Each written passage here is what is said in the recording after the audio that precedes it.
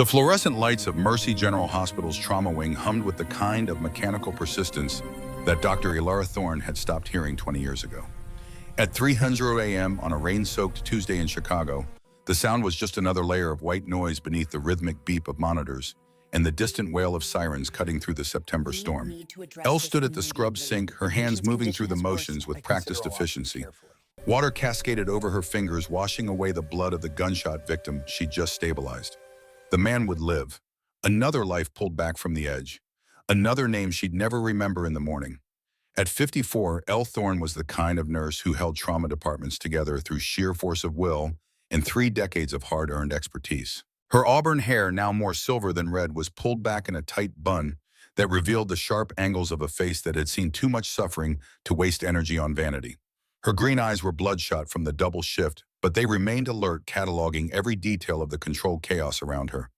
She dried her hands on a paper towel and glanced at the wall clock. 3:02 a.m.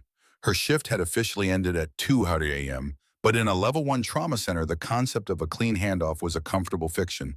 The incoming nurse had been delayed by the storm. Elle had stayed. She always stayed.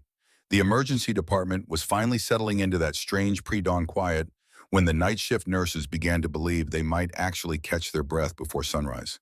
Elle walked through the bay, her sneakers squeaking against the polished linoleum. She checked the whiteboard one last time, a habit ingrained so deeply it was practically involuntary. All beds accounted for, all patients stable or stable enough.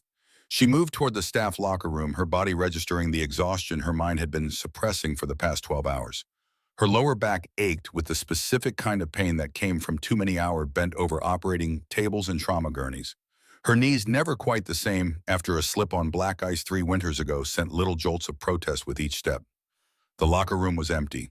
The night shift crew was scattered across the department, dealing with the steady drip of post-bar closing injuries and late-night emergencies. Elle spun the combination lock on her locker with fingers that had performed the motion thousands of times. Inside, tucked between her spare scrubs and a dog-eared paperback she'd been trying to finish for 6 months, was a photograph. Robert smiled up at her from the frame. Her late husband, frozen at 48 before the cancer had carved away everything except the essential architecture of the man she'd loved. 3 years gone now, but the empty side of the bed still felt like an open wound some mornings. Beside the photograph was her father's stethoscope, a Littmann Cardiology 2 from 1951, the rubber tubing cracked and repaired with medical tape, the bell burnished with decades of use. Staff Sergeant Aunt Duncan Thorne, 82nd Airborne, had carried it through the frozen hell of Korea in 1952, using it to save wounded paratroopers in aid stations that were little more than tents against the wind. He'd earned a Purple Heart for his trouble and a lingering pneumonia that would eventually kill him in 2003, 51 years after he'd first set foot on the Korean Peninsula. Elle lifted the stethoscope from the locker, feeling its familiar weight. Her father's last words to her, whispered from a hospital bed, not unlike the ones she worked around every day, had been simple and clear. "Save the ones the system won't, Ellie girl." She draped the stethoscope around her neck.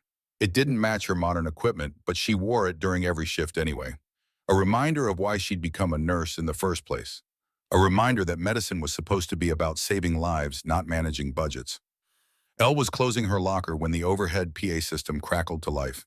Trauma 1 incoming. ETA 2 minutes. Male, approximately 45 years old, found unresponsive. Suspected septic shock. Repeat, Trauma 1 2 minutes. Elle's exhaustion evaporated like alcohol under a flame. Her body shifted into that hyper-focused state that every trauma nurse knew intimately. The state where time stretched and compressed simultaneously, where training and instinct merged into something that looked like magic to civilians. She was moving before she'd consciously decided to move her sneakers, carrying her back through the maze of hallways toward Trauma Bay 1.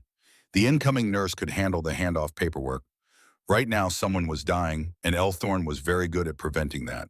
The ambulance bay doors burst open at 3:08 a.m. 2 paramedics wheeled in a gurney, and Elle's trained eye immediately cataloged everything that was wrong. The patient was male, middle-aged, dressed in layers of filthy clothing that marked him as one of Chicago's invisible population. Homeless. But beneath the grime, Elle saw something that made her look twice. The man's hands, visible where they'd pulled free of the thin blanket, were calloused, but not in the random pattern of street living. These were purposeful calluses. Workers' hands. Fighters' hands. BP 70/40, and dropping the lead paramedic, a young woman named Rodriguez, whom Elle had trained 2 years ago, called out as they transferred the patient to the trauma bay bed. Temperature, 104.2, respiration shallow and rapid. Found him collapsed in an alley off West Madison. No ID, no wallet. John Doe. Elle moved to the bedside, her hands already reaching for the patient's wrist to check his pulse. Thready. Fast. The man's skin was gray, clammy, burning with fever. Classic septic shock. Something somewhere in his body was catastrophically infected, and his system was shutting down in response. Get me a blood pressure cuff and start 2 large-bore IVs, Elle commanded. The night shift team, smaller than the day crew, but no less competent, moved with practiced efficiency. CBC CMP lactate blood cultures. I want chest and abdominal x-rays. Move. She leaned over the patient, checking his pupils with her penlight. Sluggish but reactive. She ran her hands along his torso, feeling for injuries, for clues. Her fingers found them on his lower abdomen, a pattern of old scars. Not surgical scars, shrapnel scars. This man's a veteran, Elle said quietly, more to herself than to the team. Combat wounds, old ones. The patient's eyes flickered open for just a moment. They were gray, clouded with fever and pain, but there was an intensity behind them that cut through the delirium. His lips moved, and Elle leaned closer to hear the whisper. Korengal, White Angel, they're coming for you. The words were slurred, barely coherent. Then his hand moved with surprising speed, pressing something small and hard into the pocket of Elle's scrubs. The inner pocket, the one she used for keeping her chapstick, and sometimes a protein bar when she remembered to eat. Before Elle could react, the man's eyes rolled back and his body went rigid. The monitor screamed. He's seizing, one of the nurses called out. Lorazepam, 2 milligrams IV, push. Elle ordered, her voice cutting through the alarm noise with the kind of authority that came from 3 decades of crisis management. And I need those labs stat. This isn't just sepsis. Something else is happening here. The team worked in coordinated silence, the kind of choreographed chaos that emergency medicine demanded. The seizure broke after 90 seconds, leaving the patient limp and unresponsive. Elle checked his vitals again. Blood pressure continuing to drop, oxygen saturation falling. The sepsis was accelerating. She pulled up the man's shirt to examine his abdomen more thoroughly, and what she saw made her jaw tighten. The shrapnel scars were extensive, suggesting a close-range explosion. But more concerning was the subtle distension of his belly and the mottled discoloration spreading across his lower right quadrant. Peritonitis.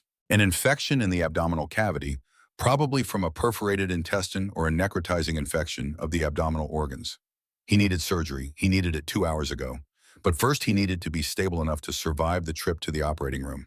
That meant aggressive antibiotic therapy, immediately. Elle walked to the medication cart and pulled up the computerized system. She navigated to the high-level antibiotics, the ones reserved for the most critical cases. Vancomycin and meropenem. Together they cost more than $3,000 per dose. Together they were this man's only chance. She entered the order and waited for the system to process. The screen flashed red. Authorization required. The medications were locked behind a digital wall that required approval from the attending physician or the administrative supervisor on duty.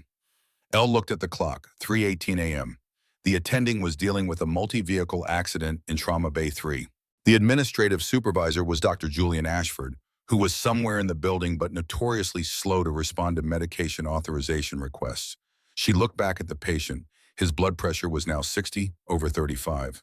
Critical, minutes away from complete cardiovascular collapse. Elle made a decision. She walked to the locked medication cabinet, the one that held the physical backup supplies for when the computerized system failed. She pulled out the emergency override key that every senior nurse was supposed to surrender at the end of their shift, but that Elle had been carrying on her keychain for 15 years because bureaucracy moves slower than death. The lock clicked open. Elle pulled out the vials of vancomycin and meropenem, drew them up into syringes with practiced efficiency, and administered them through the patient's IV line. The entire process took less than 90 seconds. She closed the cabinet, returned the key to her pocket, and updated the paper chart with the medications she'd given. She knew exactly what she'd just done. She'd violated hospital protocol. She'd bypassed the authorization system. She'd stolen, according to the accounting department's way of thinking, $3,200 worth of medication. She'd also saved a man's life. The patient's vitals began to stabilize within 10 minutes. His blood pressure crept back up to 78/42. Not good, but no longer immediately fatal. His oxygen saturation improved. The antibiotics were working, buying them time to identify the source of the infection and plan the next steps. Elle stood at the bedside watching the monitors, feeling the familiar mixture of relief and exhaustion that came with pulling someone back from the edge. She'd done it. Another life saved, another name she'd never remember. She was so focused on the patient that she didn't hear the footsteps behind her until a voice cool and clipped with a faint British accent spoke from the doorway. "De Thorne." A word. "Now." Elle turned. Dr. Julian Ashford stood in the threshold of the trauma bay, his arms crossed, his expression unreadable. At 45, Ashford was the hospital's vice president of medical affairs, a position that made him more administrator than physician these days. But Elle knew his history. Royal Army Medical Corps, served in Basra during the Iraq War, trauma surgeon before he'd moved into hospital management. He was also, according to the staff gossip, someone who followed protocols with religious devotion. The kind of man who believed that rules existed for reasons and that violating them, even with good intentions, led to chaos. "Dr. Ashford," Elle said, carefully pulling off her gloves, "if this is about the medication authorization—" "Not here," Ashford interrupted. His eyes flicked to the patient, then back to Elle. "My office, 5 minutes." He turned and walked away before Elle could respond. Around her, the trauma team exchanged glances, the kind of glances that said they all knew what was coming. Elle had been written up before for unauthorized medication use. This time, with Ashford involved, it would be different. Elle took a breath, checked the patient's vitals one more time, and gave handoff instructions to the night nurse. Then she walked out of the trauma bay, through the emergency department, past the waiting room, where a handful of people sat in various states of misery, and up the stairs to the administrative wing. Ashford's office was on the 3rd floor, tucked away at the end of a quiet hallway that felt worlds away from the organized chaos of the trauma center. Elle knocked once and entered without waiting for permission.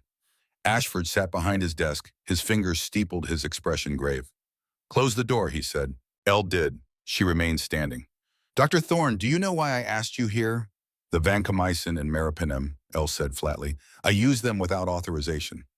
"You stole them," Ashford corrected. "According to hospital policy, that's theft of property valued at over $3,000. It's a terminable offense." Elle felt her jaw tighten. That man was dying, Dr. Ashford. His blood pressure was 60/35. He had maybe 15 minutes before complete organ failure. I couldn't wait for authorization that might take an hour. "You could have called me," Ashford said. "I would have approved the order." "With respect, sir, your response time averages 45 minutes. We didn't have 45 minutes. Ashford stood, and for the first time, Elle saw something flicker across his face. Not anger, something deeper, something that looked almost like pain. "Elle," he said quietly, and the use of her first name was jarring enough that she took a step back. "I know your heart. I know you believe you're saving lives by breaking rules. But I've seen where that road leads." He walked to the window, looking out at the Chicago skyline beginning to lighten with the approaching dawn. "Basra, Iraq, 2006. I was a trauma surgeon with the Royal Army Medical Corps. We had a mass casualty event, 32 wounded in a single IED attack. I was working for 18 hours straight. I was exhausted. I was overconfident. And I made a decision to skip a step in our protocol because I thought I knew better. I thought the rules were slowing me down." He turned back to face her, and Elle saw the haunted look in his eyes. 3 soldiers died because of that decision. 3 boys who should have lived. Private James Cooper, 19 years old. Lance Corporal David Singh, 22. Sergeant Michael O'Brien, 28. I can still see their faces. I can still hear their mothers screaming when we told them. The office fell silent except for the distant hum of the hospital's ventilation system. "I came to this hospital 10 years ago, determined to make sure no one else made the mistakes I made," Ashford continued. "The protocols exist for a reason, Elle. They're written in the blood of people who died because someone thought they knew better than the system." Elle met his gaze steadily. "That man downstairs has combat wounds, Dr. Ashford. Shrapnel scars. He served just like those soldiers you lost. And he was dying. I stand by my decision." Ashford shook his head slowly. "I know you do. That's what makes this so difficult." He walked back to his desk and pulled out a folder. He opened it, revealing what looked like a hospital personnel file. Elle's personnel file. "This isn't the first time," Ashford said, flipping through pages. "Unauthorized medication use, 15 documented incidents over the past 5 years. Exceeding scope of practice, 8 incidents. Confrontations with administrators over patient care decisions, 11 incidents. Elle, you're one of the best trauma nurses I've ever seen. but you're also a liability. A liability, Elle repeated, her voice flat. The hospital board met an emergency session an hour ago, Ashford said. I was required to brief them on the incident. They've made a decision. He pulled out a single sheet of paper and slid it across the desk. Elle picked it up, her hands steady despite the cold dread spreading through her chest. It was a termination notice, effective immediately. The vote was 4-3, Ashford said quietly. I argued for suspension and remedial training, but given your history, they felt termination was the only option. I'm sorry, Elle. I truly am. Elle stared at the paper. 30 years, 3 decades of service, hundreds, maybe thousands of lives saved, and it ended with a single sheet of paper in a quiet office while the hospital continued its work 3 floors below. The patient, Elle said finally. John Doe, is he stable? Last report showed improvement, Ashford said. You saved his life. I'm not disputing that. But the rules. I know, Elle interrupted. The rules, I understand. She set the paper back on the desk and turned toward the door. Elle, Ashford called after her. She paused but didn't turn around. For what it's worth, if I could change the outcome, I would. You're a good nurse. You're a good person. But I can't protect you from the consequences of your choices. Elle didn't respond. She opened the door and walked out, leaving Ashford alone in his office with his rules and his ghosts. The walk back to the locker room felt longer than it should have. The hospital was beginning to wake up for the morning shift change. Nurses and doctors passed Elle in the hallways, some offering tired smiles, others too focused on their own concerns to notice her at all. None of them knew yet. By the afternoon, everyone would know. Hospitals were small worlds where gossip traveled faster than pathogens. Elle opened her locker for what she now realized was the last time. She took out the photograph of Robert, tucking it carefully into her bag. She removed her father's stethoscope, wrapping it in a clean towel before placing it beside the photo. 30 years of accumulated belongings, and it all fit into a single canvas tote bag. She stripped off her ID badge, the one that read, Dr. Ilara Thorne, RN Head Trauma Nurse. It felt like peeling off her own skin.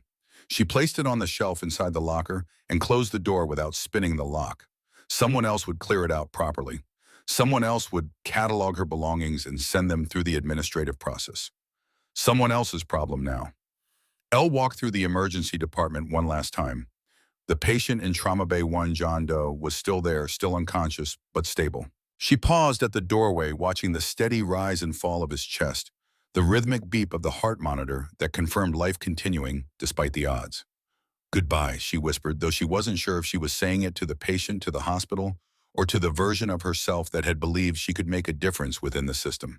She continued to the main lobby. The rain had lessened to a steady drizzle, and through the tall windows she could see the Chicago skyline emerging from the pre-dawn darkness. The city was waking up, life continuing indifferent to individual tragedy. At the security desk near the exit, Gene Whitmore sat with his crossword puzzle and his thermos of coffee.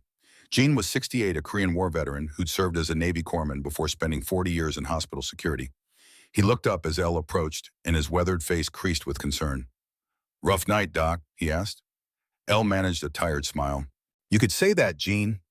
Heard some rumors floating around, Gene said carefully, about you and the administrative wing. Want to talk about it? Not much to talk about, Elle said. I made a choice. Now I'm living with the consequences. Gene studied her for a long moment, then reached into his desk drawer and pulled out a small challenge coin. It was worn smooth with handling the insignia barely visible. Navy Corpsman, Korean War era. Your father was 82nd Airborne, right? Gene asked. Korea? Elle nodded. He'd be proud of you, Gene said simply. Man saves a life, he saves the whole world. That's what we were taught. You saved a life tonight, Doc. Maybe that cost you your job. But that man's still breathing because you had the guts to do what needed doing. Your father would understand that. Elle felt her eyes burn with tears she refused to shed. She reached out and gently pushed the coin back toward Gene. Keep it. You earned it. You earned it too, Gene said. Different war. Same fight. Elle squeezed his shoulder once, then turned toward the exit.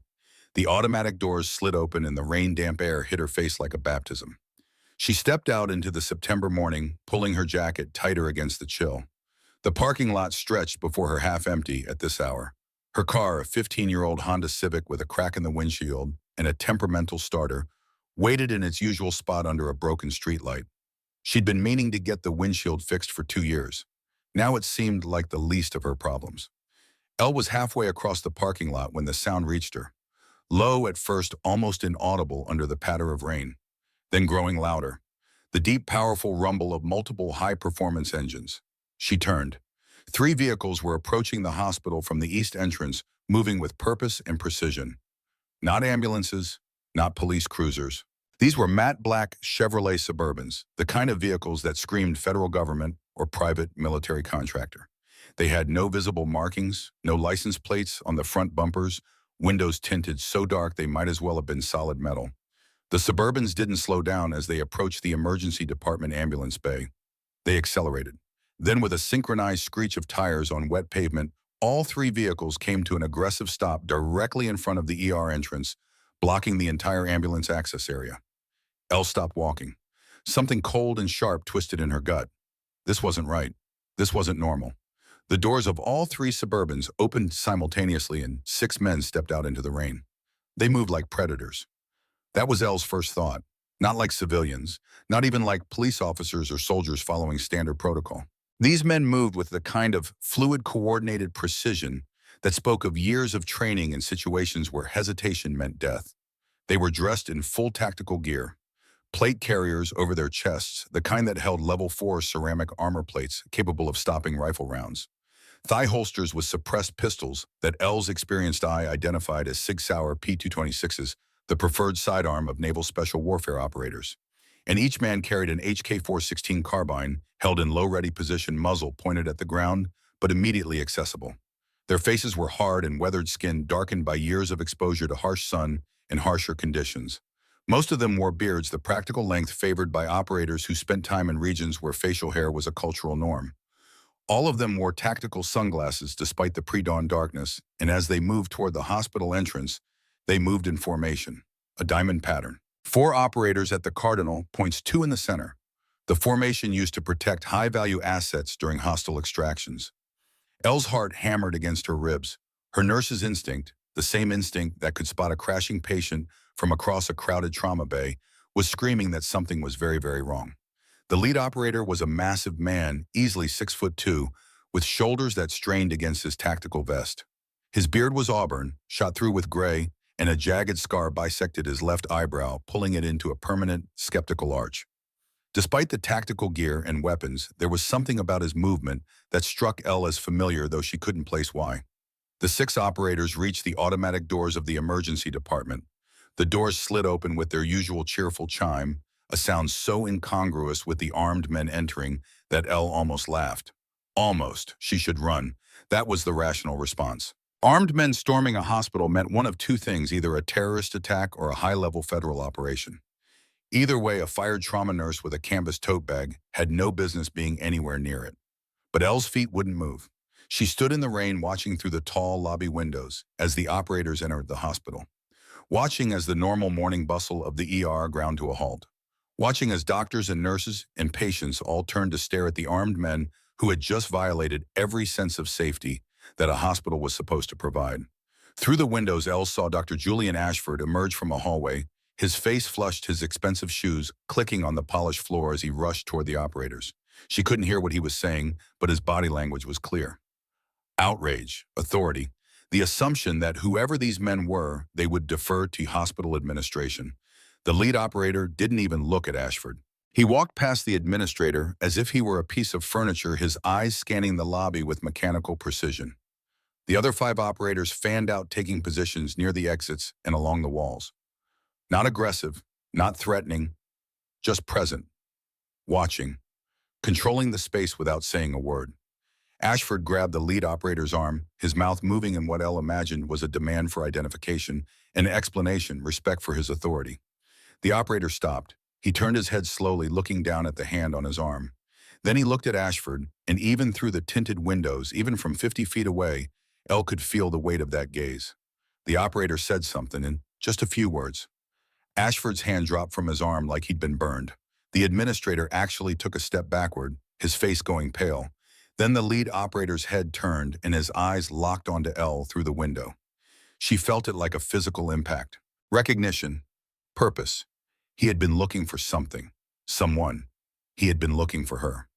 The operator's hand moved to his tactical vest, and for a heart-stopping moment, El thought he was reaching for his weapon. But instead, he removed his ballistic sunglasses with deliberate care, tucking them into a pouch on his chest. Even from this distance, El could see his eyes. Piercing, blue-gray, intense with an emotion she couldn't name. And then those eyes widened, just fractionally. Just enough for Elle to see the moment of recognition that mirrored her own sudden, impossible realization. The scar through the eyebrow, the set of the jaw, the way he held himself even 20 years older, even hardened by whatever wars he'd fought since she'd last seen him. Elle knew this man. The operator began walking toward the exit, toward her. The automatic doors slid open and he stepped out into the rain. The other 5 operators followed, maintaining their formation, but the lead man walked ahead alone, his eyes never leaving Elle's face. He stopped 3 feet in front of her. Up close, he was even more imposing. The tactical gear added bulk to an already large frame, and the weapons he carried spoke of violence as a profession. But his eyes, those blue-gray eyes, held something else entirely. Respect, reverence, and underneath it all, an emotion that looked dangerously close to love. The operator snapped his heels together with parade ground precision. His right hand rose in a crisp, razor-sharp salute that would have made a drill instructor weep with pride. "Ma'am," he said, his voice deep and rough, carrying easily over the sound of rain hitting pavement. "Commander Garrett Hawk, United States Naval Special Warfare Development Group, Bravo 6, actual reporting." Behind him, the 5 other operators came to attention and saluted in perfect unison. Elle stared at him. Her mouth opened, but no sound came out. Her brain was trying to process too many impossible things simultaneously. This couldn't be happening.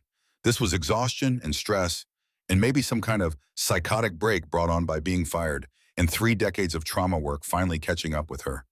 But the man standing in front of her was real. The rain darkening his tactical vest was real. The scent of gun oil and old smoke coming off him was real. "We have been searching for you, ma'am, since the Kandahar operational files were declassified in March 2019, Commander Hawk continued. His voice was formal, almost ceremonial, but there was an undercurrent of emotion threatening to crack through. "Authorization for contact came through last week. Ma'am, permission to speak freely." Elle's voice finally found itself. It came out as barely more than a whisper, rusty with shock. "Garrett," the formal military bearing cracked just for a moment. The commander's eyes closed briefly, and when they opened again, they were wet. "I told you I'd find you," he said, his voice dropping to something more human, less soldier. "Took me 20 years in a congressional security review, but I told you I'd find you, Elle. The White Angel. I told you." Elle felt the canvas tote bag slip from her numb fingers. It hit the wet pavement with a soft thump, and somewhere in the back of her mind, she worried about her father's stethoscope, about the photograph of Robert, about all the small pieces of her life now sitting in a puddle. But most of her mind was somewhere else entirely. Afghanistan, August 2004. Fire and blood and the howl of incoming mortars. A boy's face so young it still had childhood roundness in the cheeks covered in blood and dust and terror. Blue-gray eyes looking up at her with the knowledge that he was dying. "You flatlined," Elle whispered. "They called time of death. On the Chinook to Bagram. You were dead." "Coded twice," Commander Hawk confirmed. A ghost of a smile touched his scarred face. "Flatlined for 90 seconds the second time. But you gave me an order, ma'am. You looked at me while you were compressing my chest, breaking my ribs, and you said, 'Live, Marine.' I order you to live." He took a step closer, and Elle could see the old surgical scar on his neck, partially hidden by his beard. The scar from the emergency tracheotomy she'd performed with a ballpoint pen and a pocket knife because there hadn't been proper equipment and his airway had been crushed. "Seemed rude to disobey," Hawk said quietly. Behind them, through the hospital windows, Elle could see people gathering. Staff, patients, security. Gene Whitmore was on his radio, probably calling the police. Dr. Ashford stood frozen near the entrance, his face a mask of confusion and growing horror. None of it mattered. Elle looked up at the man she'd saved 2 decades ago. The boy who'd become a commander, the ghost who'd returned from the dead. "Why are you here?" she asked, though part of her already knew the answer, already felt the terrible, wonderful weight of it settling over her shoulders. "Because we owe a debt," Commander Hawk said simply. "Because the White Angel saved 14 operators on August 17th, 2004, and then disappeared from official records. Because you were scrubbed from the files for your own protection, and we've been searching for you ever since we got clearance to access the declassified reports." He glanced back at his team, then at the hospital, then back to Elle. And because right now, ma'am, you're in danger. The patient you treated tonight, Agent Callum Brennan, he wasn't homeless. He was one of ours. And the people who poisoned him are coming for you. Elle felt the world tilt slightly on its axis. The exhaustion, the firing, and now this. It was too much. Too surreal. I don't understand, she said. You will, Commander Hawk replied. He held out his hand. But first we need to get you out of here. We have about 8 minutes before Aegis Tactical Response Team arrives. After that, things get complicated. Elle looked at his hand. Calloused, scarred, the hand of a man who'd spent 20 years in the worst places on Earth doing things that would never make it into official reports. A hand reaching out to pull her from one life into another. Behind her was Mercy General Hospital. 30 years of service, a job she'd just lost, an identity that no longer existed. The safe known world of protocols and procedures, even if it had ultimately rejected her, in front of her was the unknown.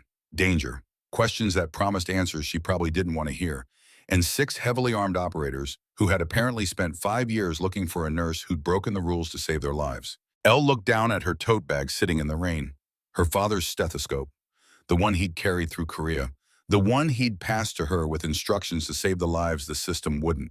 She bent down, picked up the bag, and when she straightened, she placed her hand in Commander Garrett Hawk's. Then I guess we should go, she said. His grip was solid. Sure. The grip of a man who'd spent 20 years making sure people made it home alive. Yes, ma'am, he said. We should. The Suburban's interior smelled of leather gun oil and the particular brand of tension that came from armed men preparing for violence. Elle sat in the middle seat, flanked by Commander Hawk on her left and a massive operator the others called Titan on her right. The man lived up to his call sign, standing at least 6'7", with shoulders that barely fit through the vehicle's door. ETA to O'Hare Military Annex, 6 minutes, the driver called back. His voice was younger than the others, but carried the same clipped efficiency. Gulfstream is wheels up ready. Towers have been notified of priority departure. Elle clutched her tote bag against her chest, her mind still struggling to process the last 10 minutes. The hospital was already disappearing behind them, swallowed by Chicago's pre-dawn streets.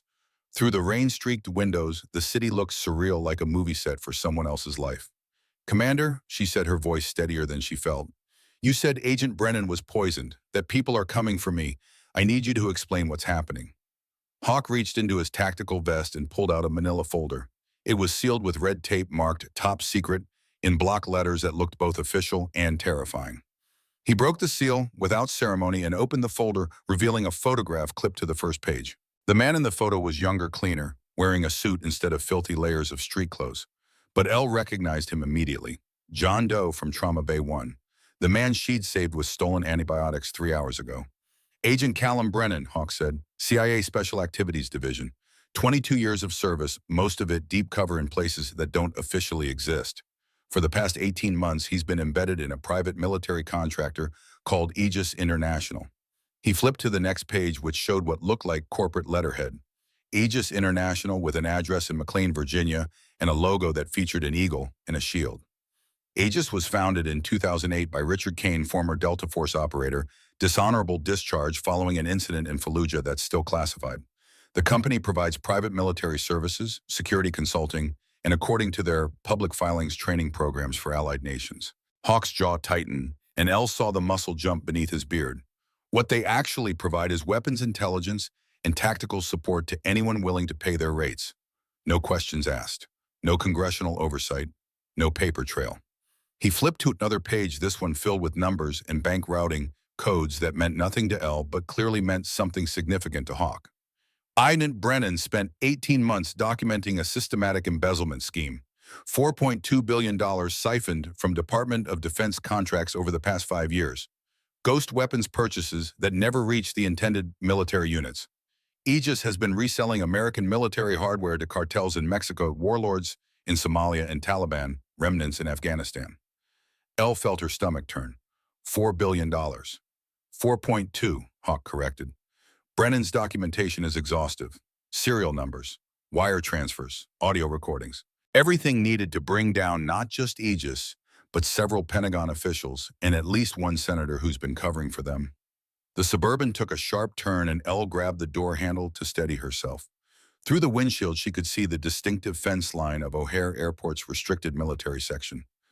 2 weeks ago, Brennan's cover was blown, Hawk continued. We don't know how. Could have been a leak at CIA, could have been simple bad luck. But Aegis found out they had a mole and they responded the way they always respond to problems. He flipped to another page, this one showing a medical report with a radiation symbol in the corner. Polonium-210, Hawk said, Russian FSB signature toxin. Extremely rare. Extremely lethal. Brennan was dosed approximately 40 hours before he showed up at Mercy General. He knew he was dying. He had maybe 72 hours from exposure to complete organ failure. L's medical training kicked in, automatically processing the information. Polonium is primarily an alpha emitter. The poisoning would cause acute radiation syndrome, damage to bone marrow, gastrointestinal tract, possibly neurological effects. But the immediate presentation would be septic shock from secondary infections. Hawk finished. Exactly. The radiation destroys the immune system. Any bacteria already present in the body becomes lethal. Brennan knew he wouldn't live long enough to get the evidence to his handlers, so he made a choice. The Suburban slowed as they approached a guard station. The driver flashed credentials L couldn't see, and the barrier lifted without question. They drove through, entering a section of airport that looked nothing like the civilian terminals. Unmarked hangars, military vehicles, and in the distance, a sleek Gulfstream jet with running lights, illuminated engines already spooling. Brennan tracked to Mercy General because he'd done his research, Hawk said. He knew that hospital had a trauma nurse with a history of breaking protocols to save patients. Someone who wouldn't let red tape kill a dying veteran. Someone with a military medical background who might understand what she was carrying. Elle's hand moved unconsciously to the pocket of her scrubs. She felt the small, hard shape of the micro SD card that Brennan had pressed into her hand. He gave this to me, she said quietly. I didn't realize until now. I thought he was delirious. He was, Hawk confirmed, but he was also lucid enough to complete his mission. The SD card contains copies of everything he collected over 18 months. Names, transactions, audio recordings. It's a death sentence for Aegis International and everyone connected to them. The vehicle stopped beside the Gulfstream. Through the window, Elle could see the jet's stairs extended, a warm glow spilling from the interior cabin. It looked impossibly luxurious, impossibly far from the world she'd inhabited just hours ago. Which brings us to why you're in danger, Hawk said. He closed the folder and looked at her directly. Aegis knows Brennan passed something before he died. They have people inside Mercy General. They know exactly who treated him in those final hours. And they know that Dr. Julian Ashford's sudden audit of your medication usage was no coincidence. Elle felt the blood drain from her face. What? Dr. Ashford was approached 2 weeks ago by an Aegis consultant. Hawk said, his voice gentle but merciless. They told him you were stealing medications for black market resale. They paid him $250,000 to run an audit, isolate you from hospital protection, and set you up for termination. The words hit Elle like physical blows. Ashford's rigid adherence to protocol. His speech about rules saving lives. The emergency board meeting at 3 in the morning. None of it had been about patient safety. All of it had been manufactured. They weaponized his PTSD, Elle whispered. They found a man who genuinely believes rules save lives, and they manipulated him into destroying mine. Yes, Hawk said. And now that you're fired, isolated, vulnerable, they'll move to retrieve the SD card. We intercepted communications 40 minutes ago indicating an Aegis tactical team was mobilizing to your location. We had a 10-minute head start. We used 8 of those minutes getting to you. As if on cue, the driver's radio crackled. Reaper, this is Overwatch. Multiple vehicles just entered Mercy General parking structure. 6 tangos dismounting, professional movement armed. You were right about the timing. Hawk keyed his own radio. Copy Overwatch. We're secure at the bird. Status on our +1, Doctor. Ashford just exited the hospital, the voice on the radio reported, moving to the parking structure. Wait, he's approaching the Aegis team. They're talking. Ashford looks agitated. Elle's breath caught. Whatever Ashford's role had been in this conspiracy, she couldn't believe he'd knowingly put her life in danger. The man she'd seen in his office had been genuinely haunted by the deaths of his soldiers. He'd been rigid, yes, rule-bound to the point of causing harm, but not evil. Overwatch, maintain observation, Hawk ordered. Do not engage unless Dr. Ashford is in immediate danger. Copy that. Wait, Ashford's getting animated. Oh Christ, he just threw a punch at one of the tangos. They're taking him down. 3 tangos have hands on Ashford, dragging him toward their vehicle. Remaining 3 are moving toward the hospital entrance. Hawk's jaw clenched. He looked at Elle, then at the jet, calculating. Commander, Elle said quietly, you need to save him. Our orders are to secure you and the intelligence package, Hawk said. Dr. Ashford made his choices. He was manipulated, Elle insisted. You said it yourself. They used his trauma against him. And the moment he understood what they'd really done, he tried to fight back. Hawk stared at her for a long moment. Then he keyed his radio again. Overwatch, paint the targets, holding Dr. Ashford. Whisper, you have the shot. A woman's voice came back calm and professional. 3 tangos clustered around the subject. I can drop 2, maybe all 3 if they're slow, but it'll be loud. Negative on the shots, Hawk said. Titan Frost Shadow with me. We're doing this old-fashioned. Cypher, get the doc and the package on that bird. Wheels up in 5 minutes whether we're back or not. He looked at Elle. Ma'am, I need you to trust my team. Get on that plane. If we're not back in 5 minutes, you leave without us. The intelligence you're carrying is more important than any individual life, including mine. Understood. Elle wanted to argue, but the look in his eyes told her argument was futile. She nodded. Good, Hawk said. He turned to the driver. Cypher, she's your responsibility. The young operator in the driver's seat nodded. Yes, sir. Hawk and 3 other operators exited the Suburban with fluid efficiency. Elle watched through the window as they moved back toward the gate, their weapons up, their formation tight. Then they disappeared into the pre-dawn darkness, and she was left with Cypher and the jet and the weight of $4 billion in evidence pressing against her thigh. Ma'am, Cypher said, turning in his seat. He was younger than the others, maybe 30, with intelligent eyes behind tactical glasses. We should board. It's not safe out here. Elle picked up her tote bag and allowed Cypher to escort her up the jet's stairs. The interior was exactly as luxurious as it had appeared from outside. Leather seats, polished wood trim, a cabin that looked more like a high-end hotel suite than a military transport. But the rear section, separated by a privacy curtain, told a different story. Through the gap, Elle could see medical equipment, a surgical table bolted to the floor, monitors and IV pumps, and a crash cart. This was a flying trauma bay. Commander said you might want to check on the general, Cypher said, gesturing toward the curtain. He's stable but weak. The field medic did what he could, but he needs a surgeon, Elle finished. She moved past Cypher, her nurse's instinct overriding everything else. Behind the curtain, she found a man lying on the surgical table, his chest bandaged, his face gray with pain and blood loss. General Nathaniel Frost was 62 years old, but the years had been hard ones. His hair was silver white, cut in a military crew cut that emphasized the sharp angles of his skull. His face was all hard planes and old scars, the map of a life spent in combat zones. But his eyes, when they flickered open at Elle's approach, were sharp and aware. White Angel, he rasped. You came. Elle was at his side, instantly checking his vitals on the monitor. Blood pressure was low, but stable. Heart rate elevated, but regular. Oxygen saturation in the low 90s, not great, but not immediately critical. General Frost, she said, her hands moving with practiced efficiency to check his bandages. Don't try to talk. I need to assess your injuries. Sergeant Frost, the general corrected with a weak smile. That's what I was when we met. Korengal Valley.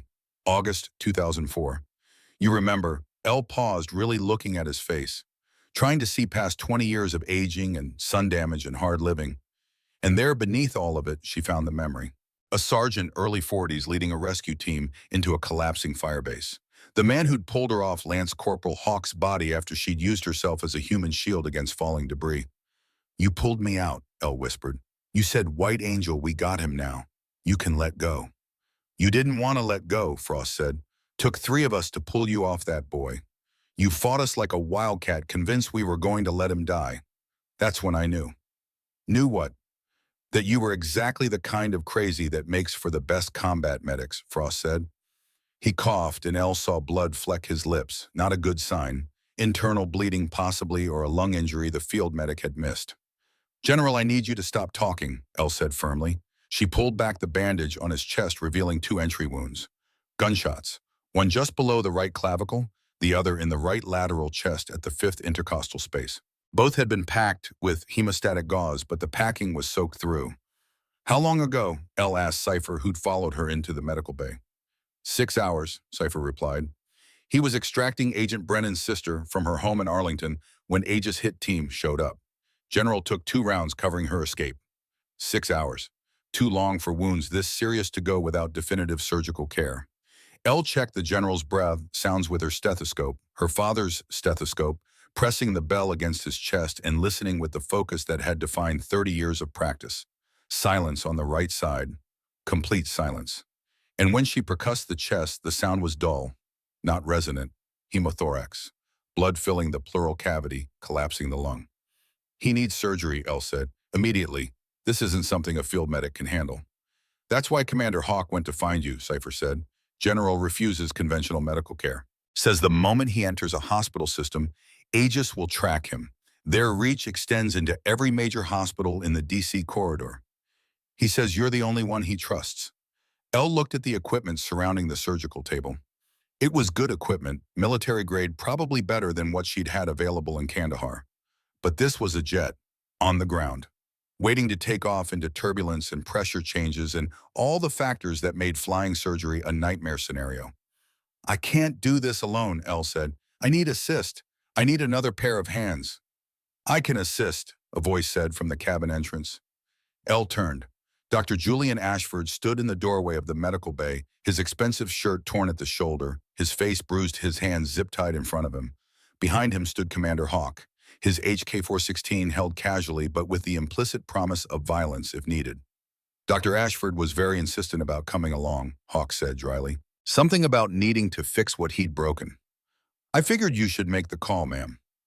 Elle looked at Ashford, the man who'd fired her 3 hours ago. The man who'd been manipulated into destroying her career and nearly getting her killed.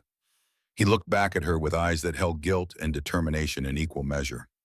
They told me you were stealing medications, Ashford said quietly. Black market resale to fund a gambling addiction. They had documentation, bank records showing cash deposits, surveillance photos of you meeting with known criminals. It all looked legitimate. He took a step forward and Hawk's hand tightened on his weapon, but Ashford didn't seem to notice. When Commander Hawk told me the truth, showed me the real intelligence, I realized what they'd done. They'd used my fear, my trauma from Basra, my rigid adherence to protocol, and they'd turned me into a weapon against the best trauma nurse I've ever known. His voice cracked. I can't undo the firing, Elle. I can't give you back your career.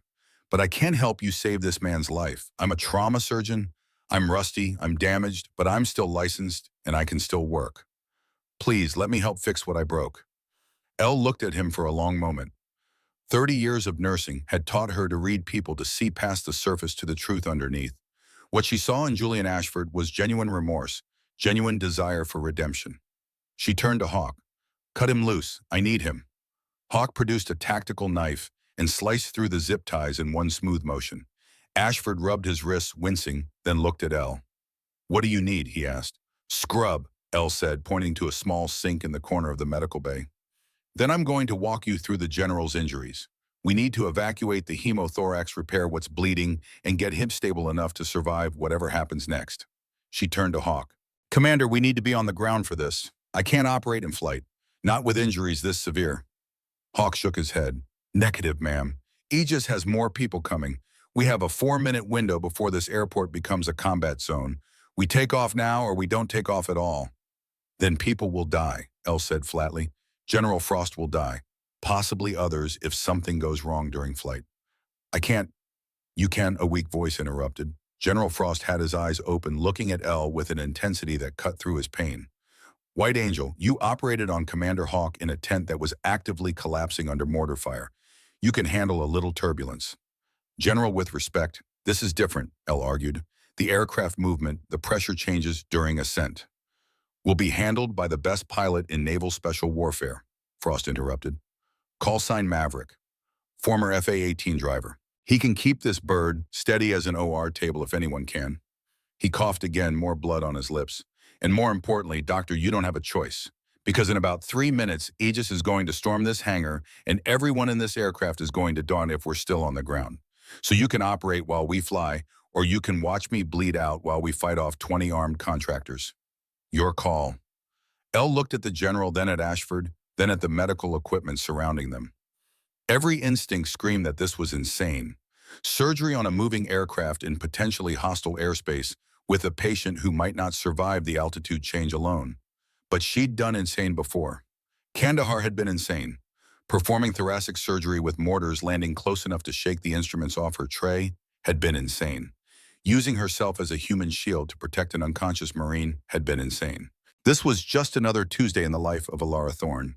Fine, she said. We operate in flight, but Commander, you tell your pilot that the moment I say we need to descend, he descends. No arguments, no mission priorities. If this patient needs lower altitude to survive, we get lower altitude. Hawk nodded. Understood, ma'am. I'll brief Maverick. He spoke into his radio, relaying instructions, then looked back at Elle. Wheels up in 90 seconds, strap down anything that's not bolted, and prepare for a very aggressive takeoff. Maverick's going to get us airborne and out of controlled airspace as fast as this bird can climb. Elle turned to Ashford. You ready? Ashford was already scrubbed gloves standing beside the surgical table like he'd done it 1,000 times before, which Elle realized he probably had. Before the bureaucracy and the guilt and the rigid adherence to protocol, Julian Ashford had been a trauma surgeon in a war zone. Muscle memory didn't forget. I'm ready, Ashford said. Tell me what you need. The jet's engines began to wind up the sound building from a whine to a roar. Through the small window in the medical bay, Elle could see the hangar doors opening, revealing the runway beyond. Dawn was breaking over Chicago, painting the sky in shades of gray and pink that would have been beautiful under any other circumstances. Elle positioned herself at the head of the surgical table, Ashford across from her. General Frost looked up at both of them, and despite the pain and blood loss, he managed to smile. Just like old times, he said, saving lives while the world burns around us. Just like old times, Elle agreed. She placed her hand on his forehead, a gesture of comfort she'd performed countless times over 30 years. General, I'm going to put you under now. When you wake up, we'll be somewhere safe. Nowhere safe anymore, Doc, Frost said. But I trust you, always have. Elle nodded to Cypher, who'd positioned himself to manage the anesthesia. The young operator might not have medical training, but he could follow instructions, and right now that was enough. Propofol 2 milligrams per kilogram, Elle instructed. Push it slow, watch his respiratory rate. Cypher administered the drug, and within seconds, General Frost's eyes fluttered closed. His breathing slowed to a steady rhythm. The monitors showed vitals that were concerning, but stable. The jet lurched into motion. Elle grabbed the edge of the surgical table to steady herself as Maverick taxied toward the runway with aggressive speed. Through the window, she saw a flash of movement near the hangar entrance. Armed men running weapons up. Tango's at the perimeter. Hawk's voice came over the cabin speaker system. Maverick, get us airborne. Now. The jet's engines screamed to full power. Elle felt the acceleration press her against the surgical table as the aircraft rocketed down the runway. 80 knots. 100. 120. The nose lifted, and suddenly they were airborne, climbing at an angle that would have been terrifying if Elle had the attention to spare for fear. Reaper, this is Overwatch. Multiple vehicles pursuing on the taxiway. They're firing on your 6. The jet banked hard left, and Elle heard the distinctive crack of bullets hitting metal. But the sounds were distant, already falling away, as Maverick pushed the Gulfstream higher and faster. We're clear, Hawk announced, leveling at 20,000 feet. Maverick says he'll keep us smooth as he can, Doc. You have got the score. Elle looked down at General Frost, then at Ashford, then at the surgical instruments laid out on the tray beside the table. Let's begin, she said. She made the first incision with steady hands, cutting through skin and subcutaneous tissue to expose the chest wall beneath. Blood welled immediately dark and venous, but Elle had expected that. She'd operated in worse conditions, with worse bleeding, with less equipment. Retractor, she said, and Ashford placed it into her hand without needing to look. The man might be rusty, but he remembered the rhythm of trauma surgery, the dance of instruments and commands and synchronized movement. Elle opened the chest wall, spreading the ribs with careful pressure. The pleural cavity was full of blood, just as she'd expected, at least a liter, maybe more. She suctioned it out, watching the field clear, revealing the lung beneath. Collapsed, she narrated for Ashford's benefit. Complete pneumothorax, and there's our bleeder. The subclavian artery had been nicked by bullet fragments, a small tear that was pumping blood into the chest cavity with each heartbeat. Elle reached for a vascular clamp, and Ashford handed it to her before she could ask. Good hands, Elle murmured, clamping the artery proximal to the injury. The bleeding slowed to a trickle. Now I need to repair the vessel, suture 50 proline. The jet hit turbulence and both surgeons swayed, but their hands remained steady, hovering over the surgical field with the focus of people for whom distraction meant death. Elle placed the first stitch, pulling the edges of the torn vessel together with delicate precision. Then another stitch, another. 12 in total, each one a tiny knot that stood between General Frost and exsanguination. How's his pressure? She asked Cypher. Holding at 85/50, the young operator reported. Not great, but stable. Good enough, Elle said. She released the vascular clamp and watched carefully. No bleeding, the repair was holding. Ashford, I need you to handle the lung while I check for the second bullet, Elle said. Place a chest tube 32 French 5th intercostal space. Ashford moved with confidence, now the muscle memory fully engaged. He made a small incision between the ribs, inserted the chest tube with practiced efficiency, and connected it to the suction system. The lung began to re-expand immediately, pink tissue filling with air.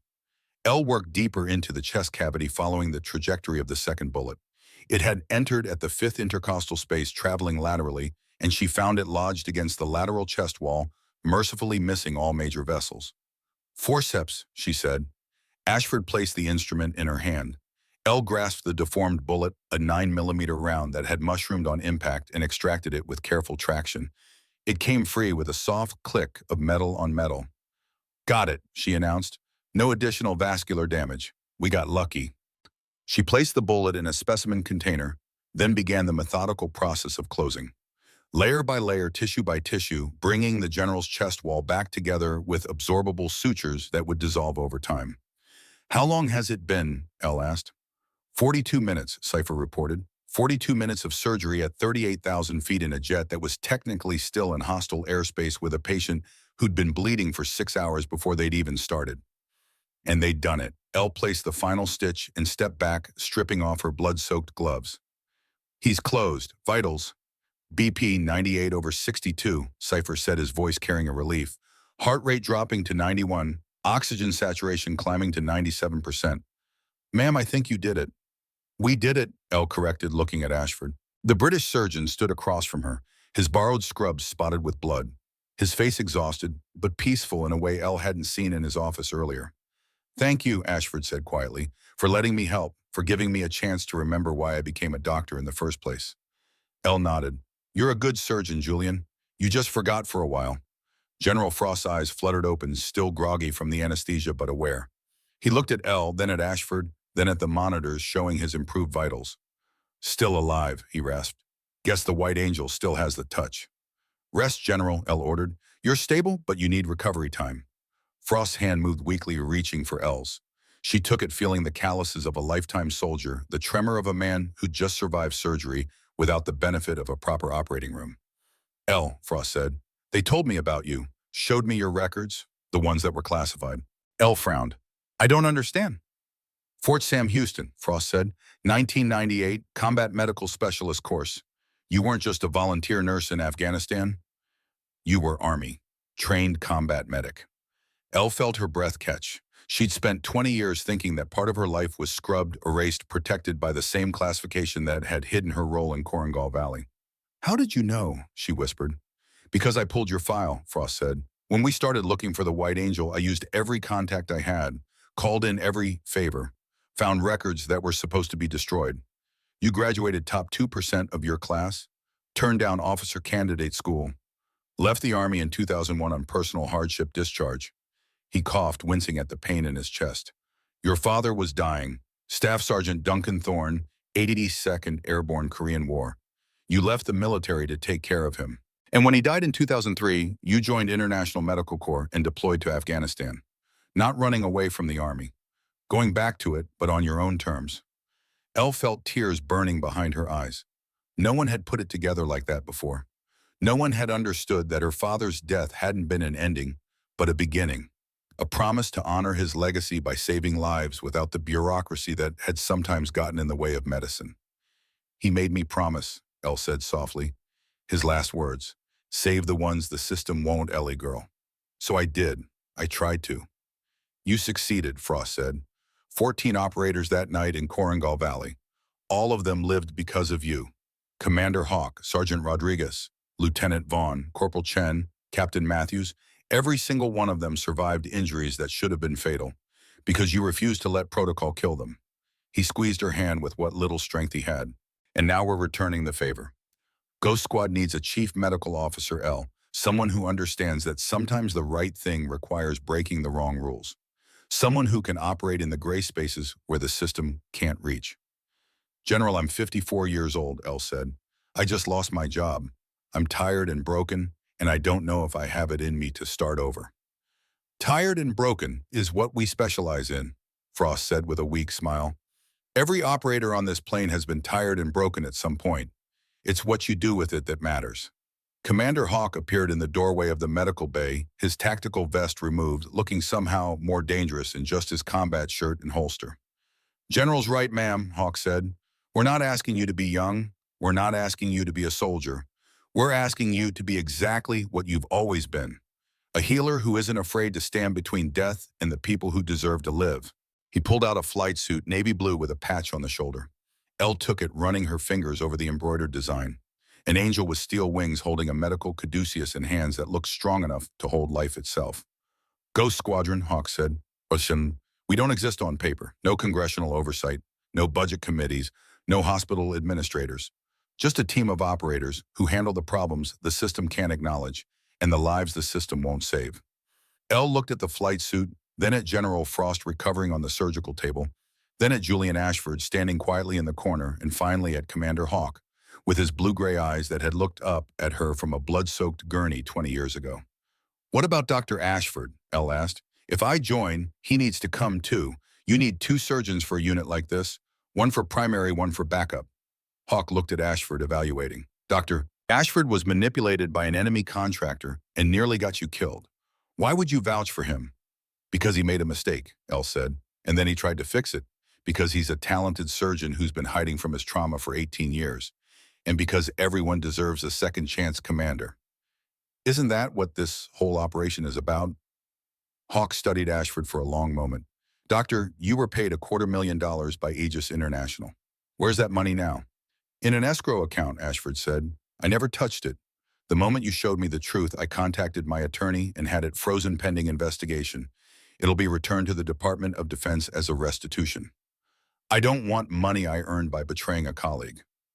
And if we offer you a position with Ghost Squad, Hawk continued, you understand you'll be giving up a comfortable administrative career. No more suits, no more bureaucracy. Just medicine in places where medicine isn't supposed to exist. Ashford looked at Elle, then at General Frost, then back at Hawk. Commander, I've spent 18 years hiding behind rules because I was afraid of what happened when I broke them. 3 soldiers died in Basra because I made a mistake. But tonight in this aircraft, I helped save a general's life because I was finally brave enough to break the right rules. He straightened his shoulders. I don't want to go back to my comfortable career. I want to remember what it feels like to be a doctor, a real doctor. So yes, I'm in, if Dr. Thorne will have me as her partner. Elle extended her hand. Partners. Ashford shook it, and for the first time since she'd met him, Elle saw him smile. A real smile, not the administrative mask he wore in hospital corridors. Then welcome to Ghost Squad, Hawk said. Both of you, we land in Nevada in 3 hours. You'll have time to rest, get briefed on our operations, and meet the full team. After that, the real work begins. He turned to leave, then paused at the doorway. Ma'am, one more thing. The SD card Agent Brennan gave you. We'll need to secure it properly. That's $4 billion in evidence against some very dangerous people. They're not going to stop hunting for it just because we got you out of Chicago. Elle reached into her scrub pocket and pulled out the micro SD card. It was such a small thing, barely larger than her thumbnail, but it carried the weight of destruction for a conspiracy that reached into the highest levels of defense contracting. Commander, she said, what happened to Agent Brennan, the patient I treated? Hawk's expression darkened. He died 3 hours ago. The polonium poisoning was too advanced. Your antibiotics bought him time to pass the intelligence, but they couldn't save him from radiation sickness. He knew that. He accepted it. Elle felt a familiar ache in her chest.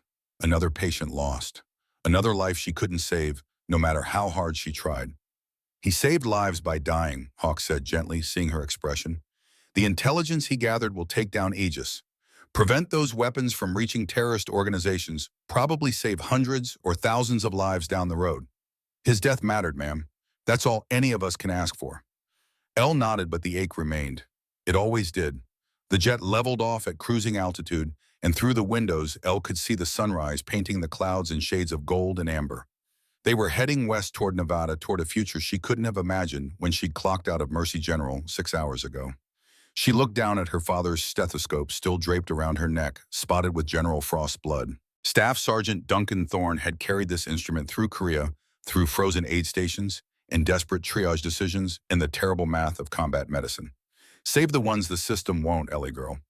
She tried to honor that promise in hospitals and trauma bays, and by following the rules right up until the rules became more important than the lives they were supposed to protect. And now she was being offered a chance to honor it in a different way. No rules except the ones that actually saved lives. No bureaucracy except the mission. No system except the one they built themselves. Elle pulled off her blood-stained scrubs and pulled on the flight suit. It fit perfectly like it had been made for her. The Steel Angel patch on her shoulder caught the sunrise light, and for the first time in years, maybe decades, Elle Thorne felt like she was exactly where she was supposed to be. "Welcome home, White Angel," General Frost said from his surgical table, his voice weak but warm. "Welcome home." 3 months had passed since the Gulfstream touched down at the Ghost Squad base, hidden deep in the Sierra Nevada mountains. 3 months since Elle had traded her nurse's scrubs for tactical medical gear and her hospital ID badge for a life that existed only in classified files and operational reports that would never see congressional oversight. The base itself was a marvel of Cold War engineering, repurposed for modern warfare. Built into the mountain in the 1960s as a nuclear command bunker, it had been officially decommissioned in 1992 and left to gather dust for 2 decades. Then General Frost, with resources Elle didn't ask about and authorization she suspected didn't technically exist, had transformed it into something that would have made the original architects weep with envy. The medical bay alone was better equipped than most Level 1 trauma centers. Elle stood in the center of it, now watching a group of 6 new operators run through tactical combat casualty care protocols she'd spent the past month drilling into their heads.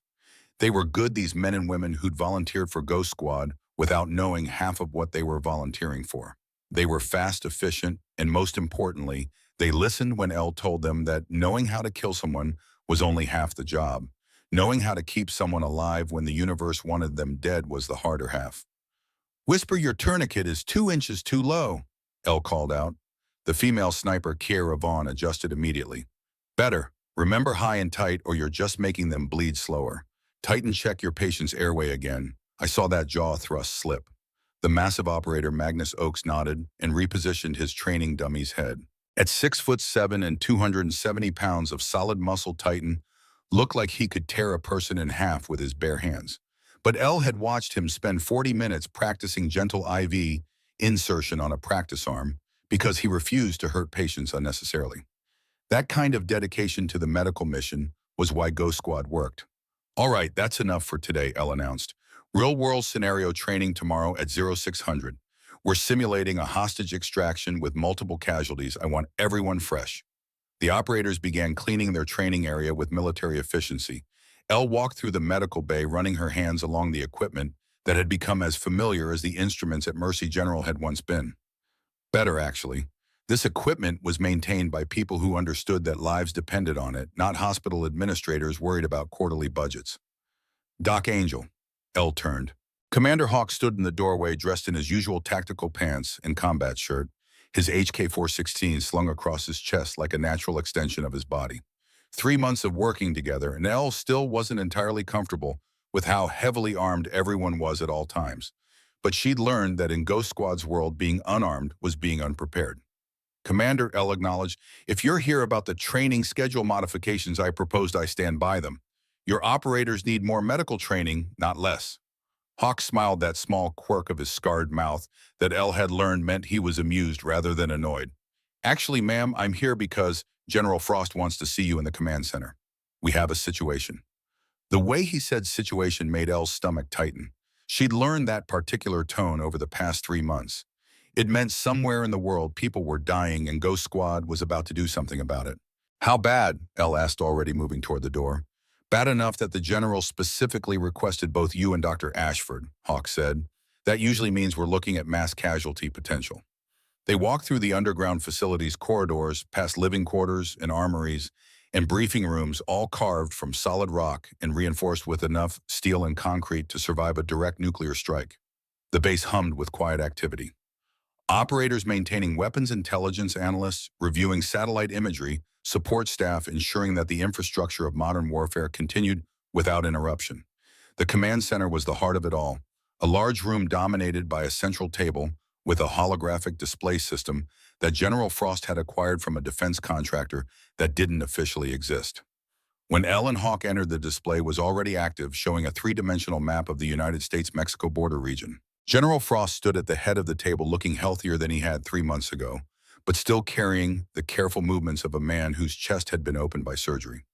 Dr. Julian Ashford was already present, studying the display with the focused intensity that Elle had come to appreciate in her partner. Dr. Thorne, glad you could join us, Frost said. We received intelligence 2 hours ago about a situation developing in Juarez, Mexico. I need your medical assessment. He manipulated the display, zooming in on a network of tunnels beneath the border. Red dots marked locations throughout the tunnel system. Aegis International is moving a weapons shipment through cartel-controlled tunnels, Frost explained. 200 M4A1 carbines, 50 AT-4 rocket launchers, and approximately 10,000 rounds of ammunition. The shipment is scheduled to transfer to Sinaloa cartel representatives in 48 hours. Weapons we paid for with tax dollars, Ashford said quietly, being sold to criminal organizations that will use them against American law enforcement and Mexican civilians. Correct, Frost confirmed, but that's not the only problem. The cartels are holding hostages in the same tunnel complex. 12 people, humanitarian aid workers, who were grabbed from a clinic in Juarez 3 days ago. He highlighted another section of the display showing a cluster of life signs in what appeared to be a large underground room. 3 of the hostages are doctors, Frost continued. The rest are nurses and support staff. Intelligence suggests at least 2 of them have been injured. The cartels are using them as insurance against Mexican military action. Elle studied the display, her mind already calculating medical logistics. If we extract 12 hostages from a hostile tunnel complex, at least half of them will need immediate medical care. Dehydration, malnutrition, possible, torture, injuries.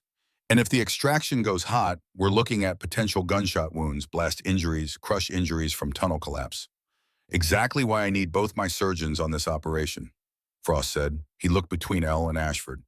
This isn't a training exercise. This is a full combat operation in denied territory. If something goes wrong, there's no backup. No medevac to a friendly hospital. You'll be treating casualties in a tunnel that might be collapsing around you while cartel sicarios and Aegis contractors try to kill everyone involved. When do we leave? Elle asked. Frost smiled grimly. That's my chief medical officer. Wheels up in 4 hours. Commander Hawk has tactical command. You and Dr. Ashford will be positioned in a mobile trauma unit, an armored MRAP vehicle we've converted into a rolling surgical suite. You'll enter the tunnel complex behind the assault team and set up a forward aid station. He manipulated the display again, showing the tactical approach. Assault team consists of Commander Hawk, Titan, Whisper, Cypher, Boomer, Frost Jr., and Shadow, 7 operators against an estimated 25 hostiles, 15 cartel, 10 Aegis contractors. We have surprise and superior training. They have numbers and home field advantage. Those odds aren't great, Ashford observed. They never are, Hawk said. That's why we train. Doc, you need to understand something. Once we're in those tunnels, extraction becomes complicated. If the assault goes sideways, your medical bay might become a combat zone. Are you prepared for that? Elle thought about Kandahar, about operating in a tent while mortars fell close enough to shake her instruments, about using her body to shield a dying Marine from collapsing debris, about every impossible situation she'd faced over 30 years of emergency medicine. Commander, I've been preparing for that my entire career, she said. I'm ready. So am I, Ashford added. I didn't join Ghost Squad to hide in the medical bay. If our people are in danger, I go where I'm needed. Frost nodded approvingly. Good. Briefing for the full team is in 2 hours. Get your gear sorted, review the medical protocols for tunnel operations, and say whatever prayers you say before walking into hell. Dismissed. 4 hours later, Elle found herself in the back of an MRAP vehicle, surrounded by enough medical equipment to stock a small hospital driving through the Mexican desert toward a tunnel entrance that wasn't supposed to exist. The sun was setting, painting the landscape in shades of orange and purple that would have been beautiful if LA had the mental space to appreciate beauty. Dirt Ashford sat across from her, checking and rechecking their surgical kits with the methodical focus of a man preparing for the worst and hoping for the best. Over the past 3 months, they developed an efficient working relationship. Ashford's trauma surgery skills, rusty at first, had returned with practice. Elle's nursing experience complemented his surgical technique perfectly. They'd operated together on 2 previous Ghost Squad missions, both times saving lives that conventional military medicine would have written off. The MRAP lurched to a stop, and Commander Hawk's voice came through the comm system. Doc Ashford, we're at the tunnel entrance. Assault team is going in. We'll secure the approach and signal when it's clear for you to follow. Estimated time to contact 3 minutes. Through the armored windows, Elle could see the assault team moving toward what looked like an abandoned warehouse. 7 operators moving with the fluid coordination of people who trained together so long they could communicate through gesture and instinct alone. Hawk took point, his HK-416 up and ready. Titan followed, carrying his M240B machine gun like it weighed nothing. Whisper moved with her signature grace, her suppressed rifle tracking potential threats. The others filled in the formation, a perfect killing machine wrapped in human flesh. They disappeared into the warehouse, and for 3 minutes that felt like 3 hours, Ellen Ashford waited in the armored vehicle, listening to the staccato bursts of radio traffic that marked the assault team's progress. Contact front 3, tangos down. Explosives detected, Boomer is marking for breach. Tunnel entrance secured, medical, you're clear to advance. The MR-app driver, a young operator named Harris, started the engine and drove slowly toward the warehouse. The vehicle was too large to fit through the tunnel entrance, so LL and Ashford would have to carry their gear on foot from this point forward. They'd planned for this, breaking their medical supplies into modular backpacks that could be transported through confined spaces. Elle shouldered her pack, feeling the familiar weight of equipment that meant life or death. Beside her, Ashford did the same, and together they exited the MRAP and entered the warehouse. The tunnel entrance was a jagged hole in the concrete floor, barely 4 feet wide, with a metal ladder descending into darkness. Elle could hear the distant echo of gunfire below, the sharp crack of rifles in enclosed spaces. Ladies first, Ashford said with a hint of his old British humor. Elle descended the ladder, her hands finding the rungs by feel more than sight. The tunnel at the bottom was carved from raw earth, the walls shored up with timber that looked disturbingly unstable. Lights had been strung along the ceiling, powered by generators that throbbed somewhere in the distance. Hawk appeared from the shadows ahead, his weapon still raised, his face painted with tunnel dust and cordite residue. 50 meters ahead, we've got a junction point, he reported. Left tunnel leads to the weapons cache. Right tunnel leads to the hostages. Both are defended. We're splitting the team. I'm taking Titan, Whisper, and Cypher left to secure the weapons. Boomer, Frost Jr., and Shadow are going right for the hostages. Where do you need us? Elle asked. Right tunnel, Hawk said. Boomer reports at least 2 hostages are in bad shape. They need medical attention before we can move them. Set up your aid station at the junction point. Anyone who needs stabilization gets sent back to you. He looked at both of them, his expression serious. And Doc, if Aegis CEO Richard Kane is here, he's mine. Don't try to treat him if he goes down. Some people don't deserve saving. Before Elle could respond to that disturbing statement, Hawk was moving again, leading his half of the team deeper into the tunnel system. Elle and Ashford found the junction point and began setting up their aid station with practiced efficiency. Surgical drapes on the ground. Instrument trays arranged within easy reach. IV supplies ready. Trauma bags organized by priority. They'd been working for maybe 5 minutes when the first casualty arrived. Whisper came around the corner, moving fast but controlled, blood streaming down her right leg. Behind her, Titan carried a wounded operator over his shoulder like a sack of grain. Contact went hot. Whisper reported, her voice tight with pain but steady. Aegis contractors had a sniper position we didn't see. Got me in the thigh, got Frost Jr. in the chest. Vest stopped the round, but he's got broken ribs and he's coughing blood. Elle was already moving her hands, reaching for Whisper's leg. The blood was bright red and pulsing arterial. Femoral artery partially severed. Without immediate intervention, Whisper would bleed out in minutes. Ashford, take Frost Jr., Elle commanded. I've got Whisper. She laid the female operator down, her moving with the speed of 3 decades of emergency medicine. Pressure point at the groin, her fingers finding the femoral artery and compressing hard enough to slow the bleeding. Whisper's face went white, but she didn't make a sound. Tourniquet, Elle said, and Titan handed her one with shaking hands. The giant operator looked terrified, but he was following instructions, and that was all Elle needed. She applied the tourniquet high and tight, cranking it until the arterial bleeding stopped. Whisper's leg would survive without blood flow for up to 2 hours. That gave Elle time to do this right. I need to open you up, Elle said, looking into Whisper's eyes. No anesthesia, just local lidocaine. It's going to hurt. Do it, Whisper said through gritted teeth. Elle made the incision, her scalpel cutting through skin and muscle to expose the damaged artery. Blood welled immediately, but she'd expected that. She suctioned it away, identified the tear in the vessel wall, and clamped it with a hemostat. Suture 5-0 proline, Elle said, but when she looked up, Titan wasn't there. The big operator had moved to help Ashford with Frost Jr., who was indeed coughing blood, a sign of pulmonary contusion or possibly a pneumothorax despite the vest protection. Elle was alone with Whisper in a tunnel that might collapse at any moment, with an arterial repair that needed both hands and someone to assist. "Talk me through it," Whisper said. "I can't see the wound, but I can hold instruments if you tell me what to do." Elle looked at the female sniper, at the determination in her eyes despite the pain and blood loss. This was why Ghost Squad worked, because every operator understood that the mission continued even when things went sideways. "Can you reach the instrument tray?" Elle asked. Whisper twisted her upper body, her face contorting with pain, but she got her hand on the tray. "Got it." "Blue-handled forceps," Elle instructed. "Pick them up and hold them near the wound. Don't move until I tell you." Whisper followed the instruction perfectly. For the next 4 minutes, Elle worked with Whisper as her assistant, the operator holding instruments and suture material, while Elle repaired her own artery. It was the most surreal surgical experience of Elle's career, but it worked. "Last stitch," Elle announced. She tied off the suture, removed the vascular clamp, and watched carefully. No bleeding. The repair was holding. "You just assisted on your own vascular surgery," Elle said, applying a pressure dressing over the wound. "That's got to be some kind of record." Whisper laughed weakly. "Put it on my performance review." An explosion rocked the tunnel. Dirt and rocks rained down from the ceiling. Elle threw herself over Whisper's body, protecting the fresh surgical site from debris. When the dust settled, she looked up to see Ashford doing the same thing with Frost Jr. "Boomer must be breaching the hostage room," Ashford said. "That was C4, at least 4 ounces." More gunfire echoed through the tunnels, closer now. Elle could hear shouting in Spanish and English, the chaos of a firefight in confined spaces where every bullet ricocheted unpredictably. Hawk's voice crackled over the radio. "Medical be advised, we have the weapons cache secured and Kane in custody, but the tunnel is structurally compromised. Boomer's breach destabilized the entire section.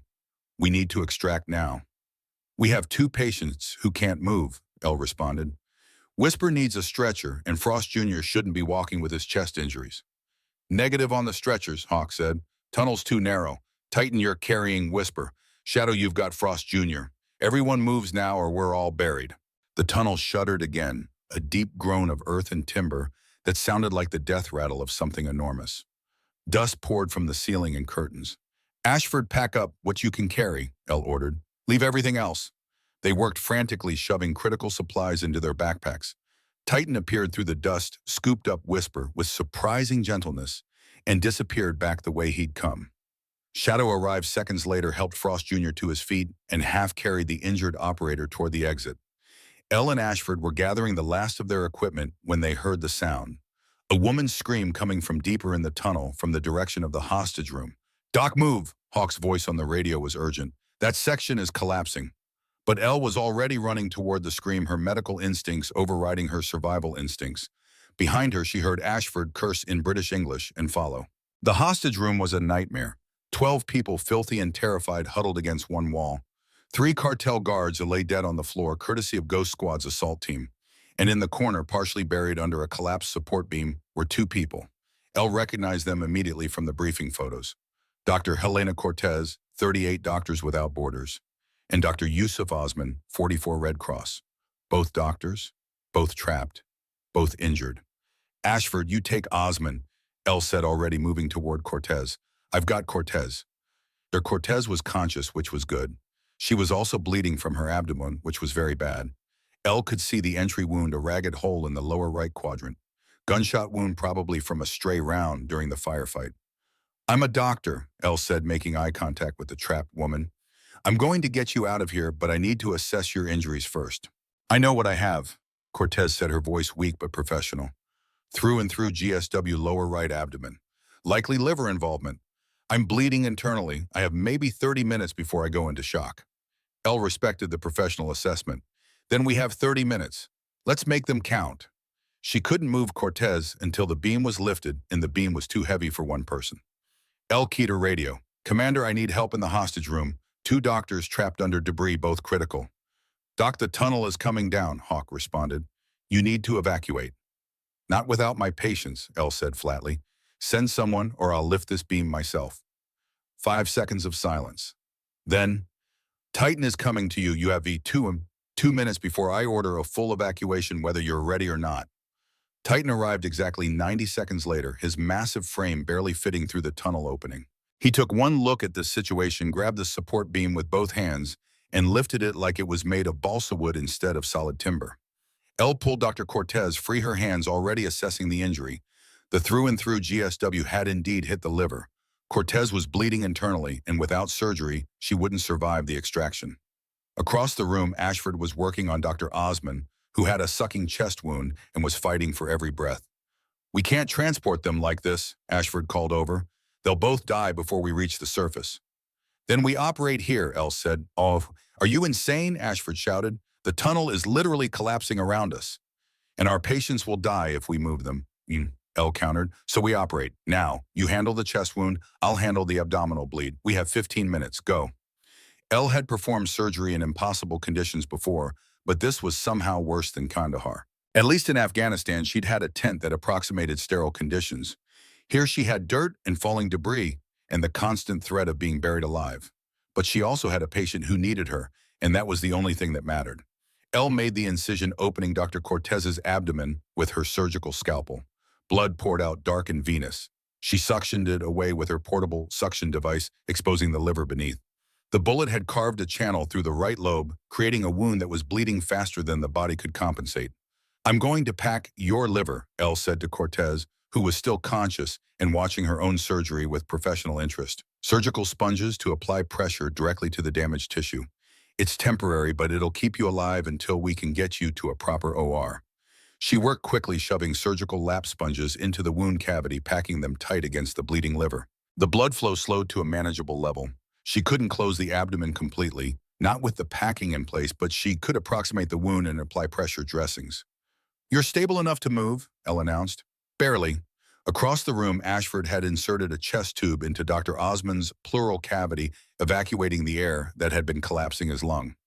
Osman was breathing easier now, his oxygen saturation climbing on the portable monitor. "Mine too," Ashford confirmed. The tunnel groaned again, louder this time. Cracks appeared in the ceiling, spider webbing across the rock like frozen lightning. "Everyone out!" Hawk's voice boomed from somewhere nearby. "Now!" Titan grabbed Dr. Cortez. Ashford supported Dr. Osman, and Elle led the remaining hostages toward the exit. They moved as fast as injured people and exhausted rescuers could manage, half running through tunnels that were shedding dirt and rocks like a living thing, trying to shake them loose. Behind them, sections of tunnel collapsed with sounds like distant thunder. The lights flickered and died, leaving only the glow of tactical flashlights to guide them through the darkness. Elle's lungs burned, her legs screamed, but she kept moving, kept pushing, kept dragging the hostage in front of her toward the ladder that meant life instead of death. They reached the ladder. Operators were already pulling hostages up, moving them with urgent efficiency. Elle watched as Titan carried Dr. Cortez up the ladder, one-handed, his other hand maintaining pressure on her abdomen. Ashford guided her Osman up behind them, supporting the injured doctor's weight. "Your turn, Doc," Hawk said, appearing beside Elle. His face was covered in dirt and blood, and she realized with the start that he'd been shot. His left shoulder was bleeding, but he was still moving, still leading, still making sure everyone else got out first. "You're hit," Elle said. "I'm aware," Hawk responded. "And you're leaving." "That's an order, ma'am." Elle climbed the ladder, her arms shaking with exhaustion. Behind her, she heard Hawk giving final orders, making sure every operator, every hostage, every piece of critical intelligence was accounted for. She emerged into the warehouse just as the tunnel collapsed completely. The sound was apocalyptic, a roar of falling earth that shook the building's foundation. Dust exploded from the tunnel entrance, and for a terrible moment, Elle thought Hawk hadn't made it out. Then he appeared through the dust cloud, moving fast, the last man out. He'd stayed until every single person under his command was safe, and only then had he saved himself. That was leadership. That was what Ghost Squad meant. The MRAP was waiting, engine running. Elle and Ashford climbed into the medical bay, where Dr. Cortez and Dr. Osman were already laid out on the surgical tables. The other hostages were being loaded into a second vehicle, injured but alive. "We need to get them to a hospital," Ashford said. "Negative." Hawk's voice came through the comm. "Aegis has people in every hospital within 200 miles. We transport them to the base. You operate there. Doc, can they survive the flight?" Elle checked both patients' vitals. Cortez was stable with her liver packed. Osman was breathing adequately with the chest tube. Neither one was good, but both were alive. "They'll make it," Elle said, "but they need surgery within 6 hours." "Then we'd better fly fast," Hawk said. 6 hours later, Elle stood in the Ghost Squad medical bay, watching as Dr. Cortez slept peacefully in the recovery room. The definitive liver repair had gone perfectly. Ashford's work on Dr. Osmond had been equally successful. Both doctors would live. Both would eventually return to their humanitarian work, though Elle suspected they'd have some interesting stories about their rescue that they'd never be able to tell.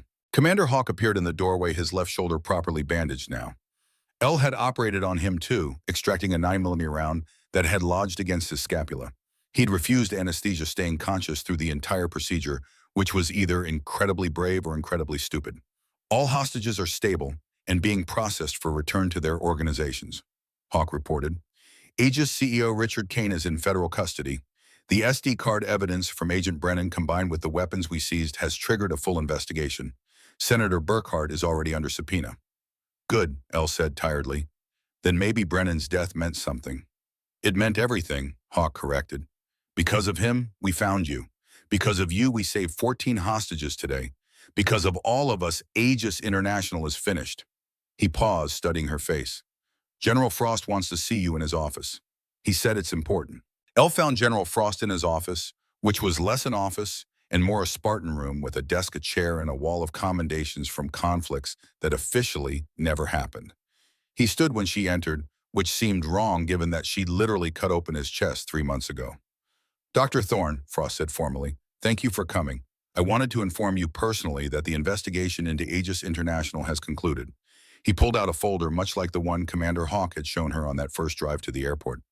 Senator James Burkhart, chairman of the Senate Armed Services Committee, has been arrested on charges of bribery, racketeering, and conspiracy to commit treason. He was Aegis's patron, taking 5% of their profits in exchange for congressional protection. Frost smiled grimly. Agent Brennan's intelligence, the second SD card his sister provided, contained audio recordings of the senator authorizing assassinations of journalists who were investigating defense contractor fraud. The evidence is ironclad. He'll die in prison. And Aegis, Elle asked. Dismantled. Assets seized. CEO Kane is looking at life without parole. Their weapons deals have been traced and interdicted. The M4s and AT4s we seized in Juarez were the last shipment they'll ever make. Frost closed the folder. You did that, Elle? You and Dr. Ashford and every operator who trusted you enough to let you cut them open when they were dying. You saved Agent Brennan long enough for him to pass the intelligence. You saved me on that jet. You saved 2 doctors in a collapsing tunnel. You did exactly what your father asked you to do. You saved the lives the system wouldn't. Elle felt tears burning behind her eyes. She'd spent 30 years trying to honor her father's final words, and somewhere along the way she'd forgotten that honoring someone wasn't about never making mistakes. It was about never giving up. Thank you, General, she said quietly. Call me Nat, Frost said. We're past formalities, you and I. You've had your hands inside my chest cavity. That creates a certain intimacy. Elle laughed despite herself. Nat, then, what happens now? Now we rest, Frost said. For about a week. Then we get called to handle the next situation the system can't solve. And you and Dr. Ashford patch up the inevitable casualties. That's the cycle. That's Ghost Squad. He walked to the window, looking out at the Sierra Nevada mountains painted gold by the setting sun. But before that, there's something I need to tell you. Dr. Julian Ashford came to me this morning. He wants to make a permanent commitment to Ghost Squad. He's selling his house in Chicago, terminating his consulting contracts, burning his bridges with the civilian medical world. That's his choice, Elle said. Julian's found something here he lost in Basra. Purpose, redemption, the chance to be a doctor again instead of a bureaucrat. Agreed, Frost said, which is why I'm promoting him to Deputy Chief Medical Officer. He'll be your second in command, your backup surgeon, your partner in every sense of the word. He turned back to face Elle. Which brings me to you. Ghost Squad is expanding. We're adding 2 more assault teams, which means more operators who need medical training. I'm authorizing you to build a full medical department.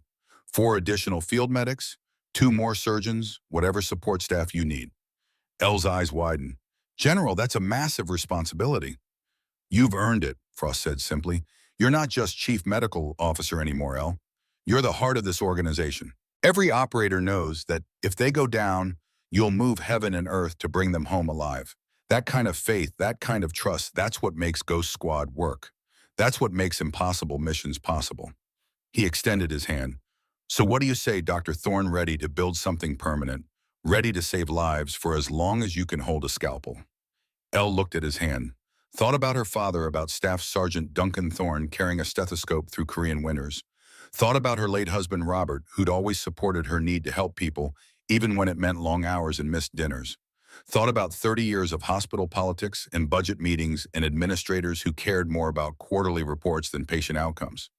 And then she thought about Commander Hawk, about the boy she'd saved, who'd grown into a man who saved her right back. About Julian Ashford finding redemption in a tunnel that was collapsing around him. About Whisper assisting on her own vascular surgery because the mission demanded it. About Titan carrying wounded comrades with gentleness that belied his size. About every operator who trusted her to keep them alive when the universe wanted them dead. She shook Frost's hand. I'm ready, Nat. Let's build something that lasts.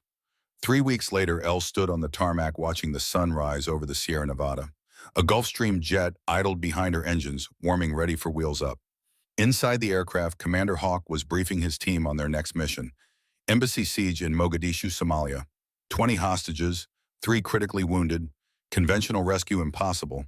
Just another Tuesday for Ghost Squad. Dr. Ashford emerged from the base carrying his medical pack, looking more comfortable in tactical gear than he ever had in a suit. Over the past 3 weeks, he'd thrown himself into Ghost Squad's mission with the fervor of a convert. He'd run obstacle courses with the operators, practiced shooting at the range, and spent every spare moment studying tactical medicine protocols. Ready, partner? He asked Elle. Always, Elle replied. They walked toward the jet together. Behind them, the base hummed with activity. The expanded medical department Elle was building. The new operators in training. The intelligence analysts tracking threats across the globe.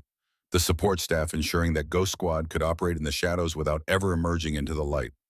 As Elle climbed the jet's stairs, she pulled her father's stethoscope from her pocket. The rubber tubing was cracked. The bell was tarnished, but it still worked. Still carried the weight of Korea and Kandahar and Juarez and every place where Elle had stood between death and the people who deserved to live. She draped it around her neck and stepped into the aircraft. Commander Hawk looked up from his tactical map and smiled. Doc Angel, glad you could make it. Wouldn't miss it for the world, Commander, Elle said. Let's go save some lives. The jet door closed. The engines roared. And as the aircraft climbed into the morning sky, Elle looked out the window at the world below. Somewhere down there, people were dying. Somewhere down there, the system was failing to protect the people it was supposed to serve on. But somewhere down there, Ghost Squad was heading to fix it. Elle touched the steel angel patch on her shoulder, the symbol she'd earned by refusing to let protocols matter more than patience, by choosing compassion over compliance, by honoring a promise she'd made to a dying father 23 years ago. Save the ones the system won't, Ellie girl. She had, she would, she always would, because that wasn't just a promise anymore. It was who she was, the Steel Angel, Chief Medical Officer of Ghost Squad, a woman who'd lost everything and found exactly where she belonged. The jet leveled off at cruising altitude, and Elle went to work preparing her medical bay for whatever casualties the mission would bring. Dr. Ashford worked beside her, and together they built something that looked like hope. Outside the window, the sun climbed higher, painting the clouds in gold and amber. A new day, a new mission, a new chance to honor the dead by saving the living.